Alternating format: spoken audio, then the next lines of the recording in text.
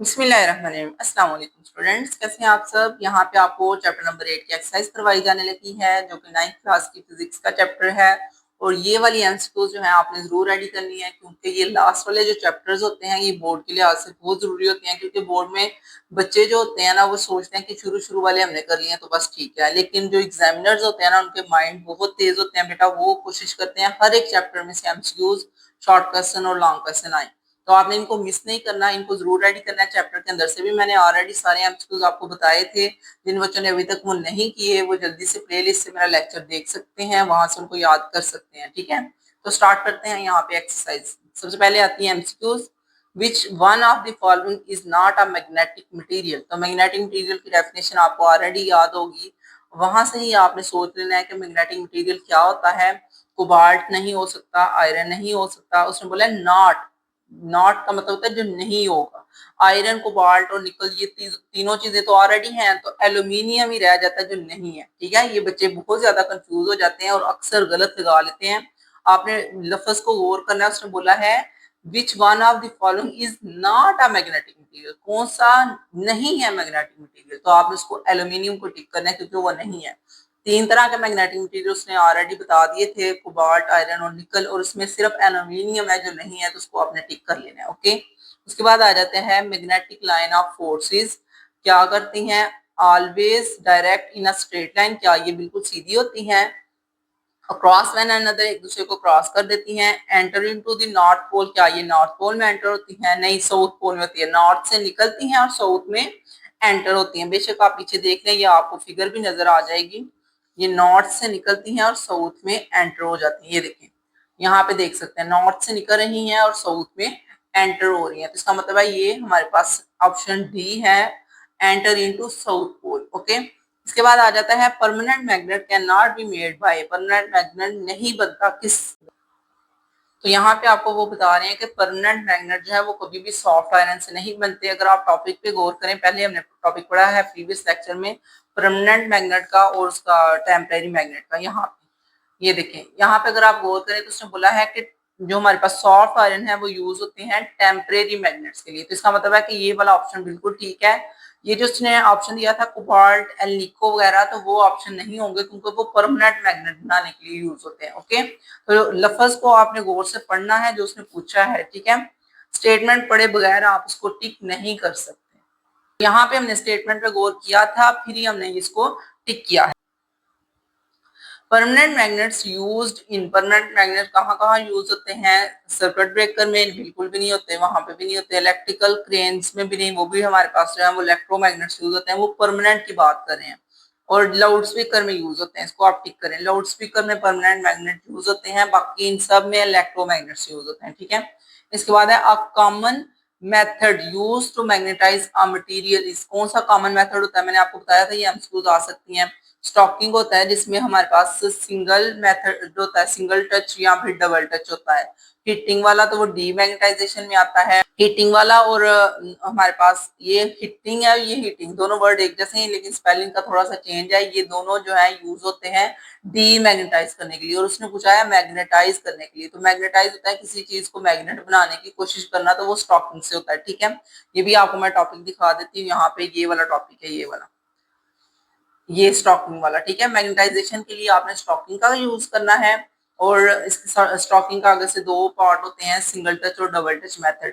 और डीमैग्नेटाइजेशन के लिए ये नीचे आपको हीटिंग वगैरह नजर आ रही है, देखिए ये डीमैग्नेटाइजेशन के लिए होता है हीटिंग और हैमरिंग वगैरह। ठीक है, तो ये आप लोगों ने साथ साथ प्रीवियस टॉपिक देख लेने हैं, मैंने लेक्चर्स ऑलरेडी अपलोड किए हैं ताकि आपको हेल्प हो जाए। जिन बच्चों को एमसीक्यूज के साथ साथ प्रीवियस लेक्चर एक बार देखने की जरूरत पड़ती है वो वहां से देख सकते हैं। ठीक है, इसके बाद नेक्स्ट हमारे पास आ जाता है ये वाला 6 वाली एमसीक्यूज है। A magnetic compass is place around a magnetic bar at 4 point show as shows in figure below, which diagram would indicate the correct direction of the field। कहते हैं हमने एक मैग्नेटिक कंपास रखी हुई है किसी भी मैग्नेट के ऊपर, यानी कि आपने मैग्नेट बार के साथ ही मैग्नेट कंपास को रखा हुआ है, तो वो कह रहे हैं कौन सा ऑप्शन सही होगा।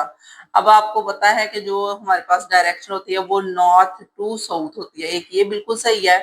दूसरी, अगर आपने मैग्नेटिक कंपास रखी है तो वो हमेशा जो है आपको डायरेक्शन दिखाती है, तो इस वजह से फिर आपने इसको ये वाली ऑप्शन को टिक करना है। पहली बात तो ये बिल्कुल ठीक है कि ये नॉर्थ से निकल के साउथ में एंटर होती है, तो दोनों की डायरेक्शन ऐसे ही होनी है, ये इधर से निकल रही है, इधर से एंटर हो रही है, ठीक है। दूसरी बात हमारे पास अगर इसको गौर करें तो यहाँ से भी हमारे पास ये नॉर्थ ही है, नॉर्थ से निकल रही है हमारे पास और ये साउथ में आ रही है, ठीक है। और ये भी नॉर्थ से निकल रही है और साउथ में एंटर हो रही है, तो डायरेक्शन का आपने ध्यान रखना है, हमेशा डायरेक्शन हमारे पास नॉर्थ से निकल के साउथ में एंटर होती है, ठीक है। ये भी ऐसे ऊपर ऊपर से फील्ड होनी थी इसकी, और यहाँ से भी निकल के फील्ड इधर कोई आनी थी, इसका मतलब है ये बिल्कुल सही डायरेक्शन है, सी वाला हमारे पास टिक हो जाएगा, ठीक है। नेक्स्ट हमारे पास यहाँ पे ऊपर वाली है, a steel rod is magnetized by double touch, ये मैंने आपको बता दिया था ना, स्टॉकिंग का डबल टच मेथड होता है, सिंगल टच मेथड होता है, विच वन ऑफ, तो डबल टच में कौन सी होती है और सिंगल टच में कौन सी होती है, ठीक है। और यहाँ पे उसने जो है ये सारी ऑप्शंस दिए हुए हैं, तो अगर आप पीछे से देखना चाहते हैं तो आप वहां से भी देख सकते हैं, which one would be correct polarity of a A B magnet, तो ए बी मैग्नेट की पोलैरिटी कौन बिल्कुल सही बता रहा है। तो यहाँ पे आपका वैसे तो ये वाली ऑप्शन बिल्कुल सही है, ए को वो ये कह रहे हैं, ठीक है, तो ये वाला ऑप्शन बिल्कुल सही है, ये पोलैरिटी उसने बिल्कुल सही बताई है, ठीक है। नॉर्थ और साउथ ऐसे ही होते हैं, उल्टे नहीं आपने बना लेने, नॉर्थ हमेशा पहले होता है और साउथ बाद में होता है, ये भी गलत है। यहाँ पे दोनों साउथ जो है इकट्ठे हैं वो भी गलत है, क्योंकि एक जैसे तो वैसे ही रिपेल करते हैं। यहाँ पे दोनों नॉर्थ इकट्ठे हैं, ये भी गलत है, क्योंकि एक जैसे रिपेल करते हैं, ये दोनों बिल्कुल ही गलत है। और यहाँ पे एक मिस्टेक है कि इन्होंने नॉर्थ को बाद में लिखा हुआ है, साउथ को पहले लिखा हुआ है, हालांकि पहले नॉर्थ होता है फिर साउथ होता है, ठीक है। तो फिगर को आपने गौर से देखना है, आपको ये ना लगे कि सारी एक जैसी है, एक जैसी बिल्कुल भी नहीं है, आपने मैग्नेट को जहन में रख के फिर इनको टिक करना है। नेक्स्ट हमारे पास आ जाता है, the best material to protect the device from external, ये आपने अभी अभी टॉपिक पढ़ा है, प्रीवियस लेक्चर का हमारा टॉपिक था जिसमें आपने पढ़ा था कि सॉफ्ट आयरन जो होता है वो किसी भी डिवाइस को बचाने की कोशिश करता है बाहर वाली मैग्नेटिक फील्ड से, क्योंकि वो अपने अंदर ऑब्जॉर्ब कर लेता है, ठीक है।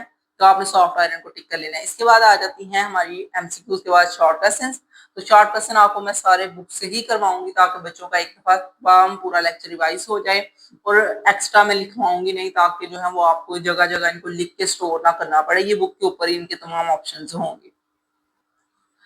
पहला शॉर्ट क्वेश्चन है हमारे पास, what are temporary and permanent magnets, again question है आपका, आपको मैंने शॉर्ट क्वेश्चन ऑलरेडी लेक्चर के अंदर भी बताया था कि ये आ सकता है, तो 165 पेज नंबर देख लेते हैं टेम्परेरी एंड परमानेंट मैग्नेट का। तो ये ओपन हो चुका है temporary and permanent magnet, already मैं आपको लेक्चर में भी बता दिया था। अब ये 8.1 हमारा क्वेश्चन भी है। टेम्परेरी मैग्नेट में आपने ये वाला याद करना है कि temporary magnet are the magnets that work in the presence of magnetic field of permanent magnet, ये सिर्फ परमानेंट मैग्नेट की मौजूदगी में ही मैग्नेट बनते हैं, ठीक है, ये इसकी डेफिनेशन है। आगे वो बता रहे हैं, वंस दे मैग्नेटाइज वैनिश, यानी कि जैसे मैग्नेटिक फील्ड खत्म होगी, they lose their magnetic property, वो खत्म हो जाएगी उसकी प्रॉपर्टी, क्योंकि जैसे आपने एक शॉर्ट क्वेश्चन भी किया था कि जब हम लोहे को मैग्नेट के साथ जोड़ देते हैं तो वो जो लोहा है, जो लोहे का किल आपने जोड़ा है, वो भी थोड़ी देर के लिए मैग्नेट की तरह बिहेव करेगा, लेकिन जैसे ही आप मैग्नेट को दूर करेंगे तो वो भी मैग्नेट जो है वो खत्म हो जाएगा, लोहा भी बिल्कुल अपनी ओरिजिनल पोजीशन पे आ जाएगा। ये आपका हो गया यहाँ तक। और इसके बाद आपने सॉफ्ट आयरन का बता देना कि ये टेम्परेरी मैग्नेट होता है, जो मैंने आपको ऑलरेडी बता दिया था, जैसे पेपर क्लिप हो गया, ऑफिस क्लिप। तो ये जहां तक मैंने इसको मार्क किया है, ये वाला ऑप्शन और ये वाला, ये सारी आपके होते हैं इसके टेम्परेरी मैग्नेट के, और परमानेंट मैग्नेट का ये वाला पूरा पैराग्राफ बन जाता है। तो ये ओवरऑल यहाँ से लेके यहाँ तक आपने डिफरेंस लिख के एक तरफ टेम्परेरी को लिख देना है, एक तरफ परमानेंट को लिख देना है। टेम्परेरी में ये वाला यहाँ तक और फिर ये वाला राइट करेंगे, और परमानेंट में आपने ये वाला राइट करना है, ठीक है। जब आपकी एग्जांपल्स हैं, ये वाली सॉफ्ट आयरन एग्जांपल है तो उसकी हेडिंग भी साथ देनी है एग्जांपल, ये पहले डेफिनेशन है तो डेफिनेशन की हेडिंग देंगे, इसको आप स्टार लगा के लिख सकते हैं, और ये एग्जाम्पल्स है, ठीक है। उसी तरह परमानेंट मैग्नेट की बात की जाएगी तो ये ऐसा मैग्नेट है जो कि खत्म नहीं होता, इसकी मैग्नेटिक फील्ड खत्म नहीं होती, ठीक है। यहाँ से लेके यहाँ तक आपकी इसकी डेफिनेशन आएगी, और एग्जाम्पल्स में ये कोबाल्ट और अल्निको है, यहाँ तक आपकी एग्जाम्पल्स है, ठीक है। तो क्वेश्चन मैं ऑलरेडी इसको एक्सप्लेन कर चुकी हूँ अपने लेक्चर में, अगर आप प्रॉपर समझना चाहते हैं तो आपको मेरा लेक्चर मिल जाएगा, वहां से देख सकते हैं। थर्ड वाला लेक्चर होगा ऑलमोस्ट, या फोर वाला मेरा ये वाला लेक्चर, ठीक है। अब इसके बाद हमारे पास नेक्स्ट शॉर्ट क्वेश्चन वो यहाँ पे है, define the magnetic field of a magnet, किसी भी मैग्नेट की मैग्नेटिक फील्ड को बताएं। ये 166 पेज पे है, यानी कि वहां पे है जहाँ पे आपने टेम्परेरी और परमानेंट मैग्नेट किए हैं, 166 यहाँ पे। तो ये आपको नजर आ रहा है 8.2 मैंने लिखा हुआ है। तो आपने सबसे पहले इसकी डेफिनेशन करनी है। Magnetic field is a region around a magnet wear another magnet object experience a force on it। ठीक है, यानी कि एक ऐसा रीजन, एक ऐसा एरिया होता है, अगर वहां पे हम मैग्नेट को रखते हैं तो दूसरा मैग्नेट जो है वो फोर्स महसूस करता है, फील्ड महसूस करता है। ठीक है, ये वाला लिख के फिर आपने ये नीचे से बता देना है। आयरन फीलिंग्स वाली एग्जांपल आपने बता देनी है। ठीक है, जैसे हम आयरन फीलिंग को रखेंगे तो वो क्या पैटर्न बनेगा वो आपने बता देना है। ठीक है, यहाँ तक आप इसके पैटर्न को बता सकते हैं। This known as the magnetic field pattern, यहाँ तक आप इसको बताएंगे तो ये आपका शॉर्ट क्वेश्चन हो जाएगा ये वाला, और ये वाला लिखेंगे तो आपका दूसरा शॉर्ट क्वेश्चन जो है वो कवर हो जाएगा। इसके बाद हमारे पास अगेन आ जाता है क्वेश्चन नंबर 3। तो क्वेश्चन नंबर 3 भी 166 पेज पे ही है। वो क्या है, what are the magnetic lines of forces. Same question पूछ रहे हैं, ऊपर मैग्नेटिक फील्ड पूछा था, नीचे मैग्नेटिक लाइंस ऑफ फोर्सेस। तो ये एक ही टॉपिक है, एक जैसा ही है। यहाँ पे आपको ये नजर आ रहा है 8.3 पे। सबसे पहले आपने यहाँ से स्टार्ट करना है, यहाँ तक इसको राइट करना है कि magnetic lines of forces around a magnet bar can be drawn by using this small compass. आपने कंपास को रखना होता है पास, उससे आप उसको लाइंस को ड्रॉ कर सकते हैं। The needle of the compass will move along the magnetic lines of forces.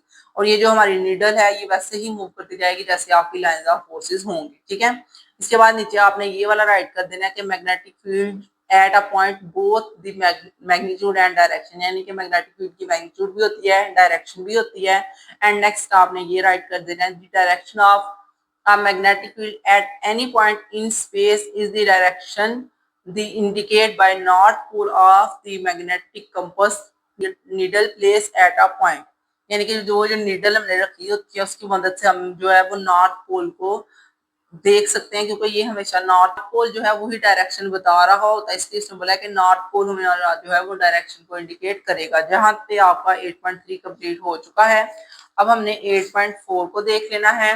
तो यहाँ पे देखिए 8.4 जो है वो क्या है जी, name some uses of permanent magnets and electromagnets. यानी कि उसने परमानेंट मैग्नेट के भी यूजेस पूछे हैं और इलेक्ट्रोमैग्नेट के भी यूजेस पूछे हैं। तो ये पेज नंबर 167 पे और 169 पे दोनों पे लिखे हुए हैं। ठीक है, ये है जी हमारे पास परमानेंट मैग्नेट के यूजेस। अगर यहाँ पे आप और करें तो ये यहाँ से शुरू होंगे सारे, और यहाँ तक बेशक आप कर लें या अगले पेज तक कर लें, ये सारे इसके यूजेस ही हैं यहाँ तक। ठीक है, तो ये तकरीबन हमारे पास 7 यूजेस होते हैं, और आपने शॉर्ट क्वेश्चन करना है तो आप 3-4 लिख लेंगे उतने भी काफी है। ठीक है, और उसके बाद हमारे पास थे इलेक्ट्रोमैग्नेट्स के यूजेस। तो इलेक्ट्रोमैग्नेट्स के जो यूजेस हैं वो पेज नंबर 169 पे हैं, वो यहाँ पे लिखे हुए हैं। ये देखिए, ये है इलेक्ट्रोमैग्नेट्स के यूजेस। मैंने ऑलरेडी यहाँ पे लिखा भी होता है, ये इंपॉर्टेंट शॉर्ट क्वेश्चन है तो यहाँ तक इसका आंसर बनेगा। इलेक्ट्रोमैग्नेट्स कहाँ कहाँ यूज हो रहे हैं, इलेक्ट्रिक बल्ब में, टेलीफोन में, रिसीवर में, सिंपल मैग्नेटिक रिले में। ये ऑलरेडी आपको लेक्चर में प्रॉपर ब्रीफली एक्सप्लेन किया हुआ है। यहाँ पे सिर्फ अब आप निशान लगा सकते हैं। ये वाला आपका जो है बन जाएगा शॉर्ट क्वेश्चन का आंसर इलेक्ट्रोमैग्नेट्स के यूजेस का। और मैंने टेम्परेरी मैग्नेट्स का बताया, आप यहाँ तक कर सकते हैं, या आप 3-4 देखा जाए तो यहाँ पे है हमारे पास नेक्स्ट क्वेश्चन नंबर 5 जो कि है what are the magnetic domain. Magnetic domain क्या होती है, ये पेज नंबर 173 पे लिखी हुई है, आपने इसकी डेफिनेशन बतानी है। तो 173 पेज नंबर ओपन कर लेते हैं, पास 173 पेज नंबर। अब आपने बतानी थी मैग्नेटिक डोमेन क्या होती है। ठीक है, तो यहाँ पे ये इसकी डेफिनेशन लिखी हुई है 8.5, मैंने 7 मार्क भी किया हुआ है। इसका आंसर यहाँ से लेके यहाँ तक बनेगा। सबसे पहले आपने बता देना मैग्नेटिक डोमेन क्या होती है, the group of atom in this type की जगह पे आपने लिखना है फेरोमैग्नेटिक, क्योंकि आपका ये टॉपिक फेरोमैग्नेटिक का था ना, तो वो उसी को लेके चल रहे हैं, लेकिन आपने फेरोमैग्नेटिक का यहाँ पे नाम राइट कर लेना है। ठीक है, दिस टाइप की जगह पे आपने राइट करना है फेरोमैग्नेटिक।